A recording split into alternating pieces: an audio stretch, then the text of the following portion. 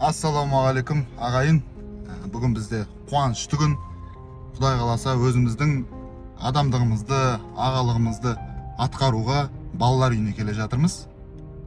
Жасөспірімдерімізді қуантып, көңілдерін көтеріп, титулмен суретке түсіп, жақсы әңгіме айтып қайтамыз бұйырса.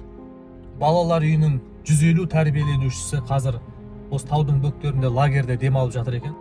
Құдай қаласа барлығының көңілін көтеріп, әлем чемпион титулы барлығымызға ортақ титул ғой. Ол Жәнібектің титулы емес, ол біздің команданың титулы емес. Ол осы балалар үйіндегі балалардың да титулы, бүкіл қазақтың титулы.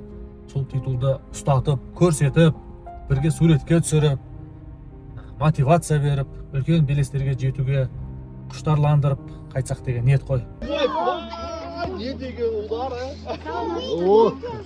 Ей, молодец, тұр ағаңмен бірге. Әкеңізмен түсір жіберем. Сен жағын аста, кел ау, тұр.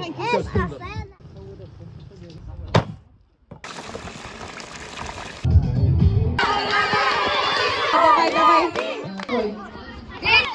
Домалат, ой, жарай. Алина ұстайды. Әлем чемпионы. Молодец, мына бала мықты екен. Кетпен қош жері. Ай, жігіттер құтты болсын. Екінші орында. Чемпиондар.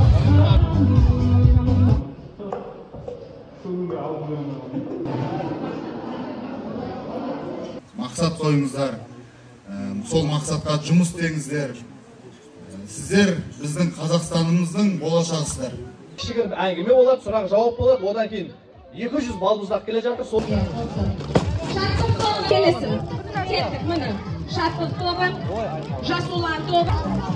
Біздерді іздеп келіп қуантып жатқандарымызға шын жүректен алғысымызды айтамыз.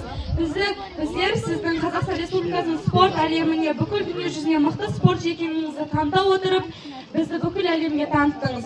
Жүріп өткен қадамдарыңыз бен жеткен жетістіктеріңізді біз өзімізге үлгі ретінде аламыз. Біз сіздерді мақтан тұтамыз. Ой, көп рахмет. Аман болыңыздар.